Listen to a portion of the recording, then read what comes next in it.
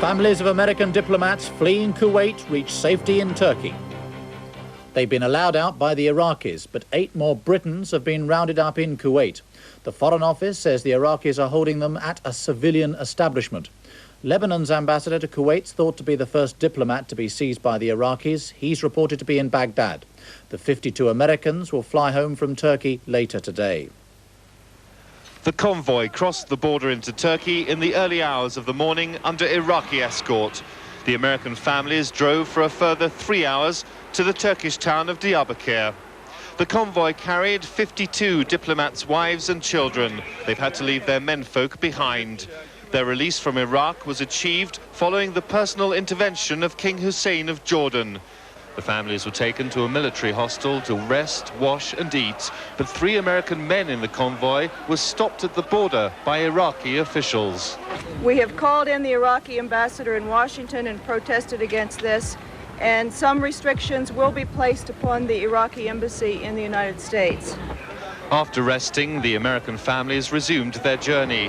They're flying home to the United States from an American military airbase in southern Turkey. But it's still not known if or when the families of British diplomats in Kuwait, who've been in Baghdad for several days now, will be allowed to leave Iraq. Glenn O'Glazer, ITN, Turkey.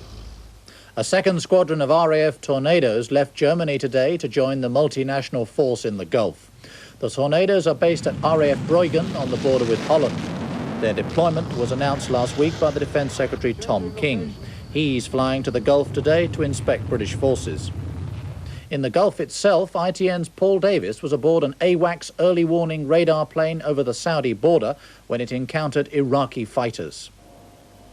The AWACS are the eyes of Operation Desert Shield. For the first time, a television camera has been allowed on board the US Air Force spy plane as it effectively coordinates the entire multinational operation. 27,000 feet above the Gulf, they track the movement of every plane and ship of the opposing forces and their allies. A lot of friendly traffic flying around. We're also tracking Navy aircraft that are working over the Gulf. This alert is for real. Unidentified aircraft spotted heading south from Iraq. From their speed, the 2 jets shown as Vs on the radar screen are identified as Iraqi MiG fighters. The AWACS alert Allied planes like this British RAF Tornado patrolling the Saudi border. The American Patriot missile silos also stand ready. At the last moment, though, the spy plane sees the MiGs turn back. One alert over, the vigilance continues. Paul Davis, ITN, Saudi Arabia. The freed hostage Brian Keenan has told doctors how he was beaten and chained to a wall while he was held. Mr. Keenan has minor dental and eye complaints, but in a statement today he said he was enjoying himself in hospital. He asked me to convey some wishes and to tell everybody that he's well, that he's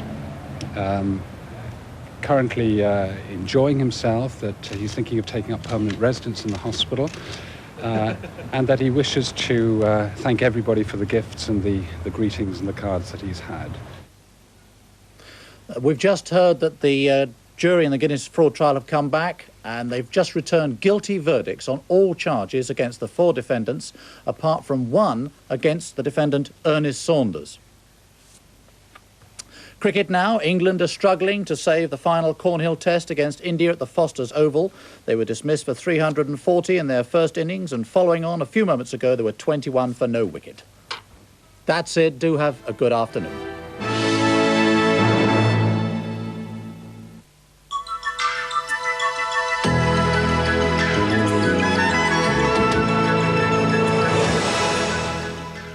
Good afternoon. Well, a grey, rather foggy start to the bank holiday Monday, but the sun is beginning to poke its way through now, so not a bad afternoon.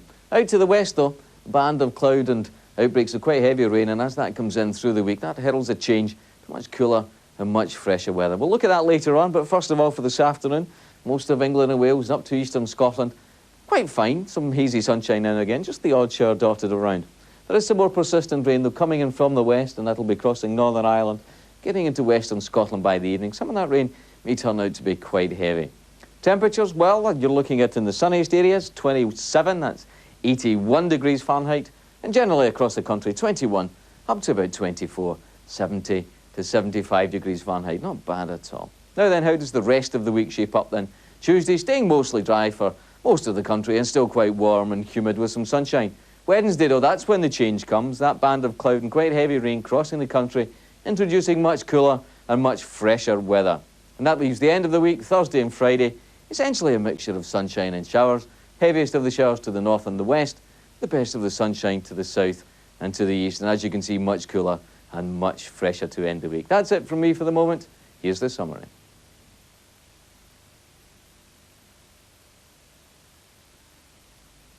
Look out for a spectacular evening of entertainment this Bank Holiday Monday. There's thrills and spills on the slopes in the Swiss Alps when Run the Gauntlet takes up the Alpine Challenge.